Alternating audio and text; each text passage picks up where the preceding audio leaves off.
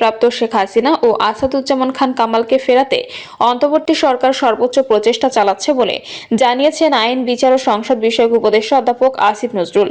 আসিফ নজরুল বলেন, শেখ হাসিনা ও আসাদুজ্জামান কামালকে ফেরত আনতে আন্তর্জাতিক অপরাধ আদালতে যাওয়ার কথা ভাবছে সরকার। এ সময় তিনি ভারতকে দণ্ডপ্রাপ্ত ব্যক্তিদের যথাযথভাবে ফেরতের আহ্বান জানান।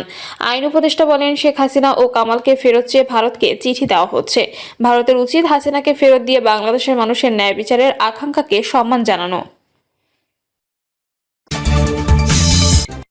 হাসিনার ফাঁসির রায়, ভারত হাসিনাকে ছুঁড়ে ফেলল। ভারত শেখ হাসিনাকে আর রাজনৈতিকভাবে ব্যবহারযোগ্য মনে করছে না। এ বিষয়ে রাজনৈতিক বিশ্লেষক ও গবেষক ডক্টর জাহেদুর রহমান এক ভিডিও বার্তায় বলেছেন, আন্তর্জাতিক অপরাধ ট্রাইব্যুনালে শেখ হাসিনার মৃত্যুদণ্ডের রায় ঘোষণার পর ভারতীয় প্রতিক্রিয়ার দিকে নজর দেওয়া জরুরি। তিনি বলেন, ভারতের মিডিয়া এবং বেসরকারি বিশ্লেষণ দেখায় যে ভারতের মিডিয়ায়, বিশেষ করে প্রিন্ট ও অনলাইন পত্রিকায় শেখ হাসিনার রায় নিয়ে নানা ধরনের অপিনিয়ন দেখা গেছে। টেলিভিশন চ্যানেলগুলোতে বিভিন্ন বিশ্লেষক ও অতিথি এ বিষয়ে আলোচনা করেছেন। ডক্টর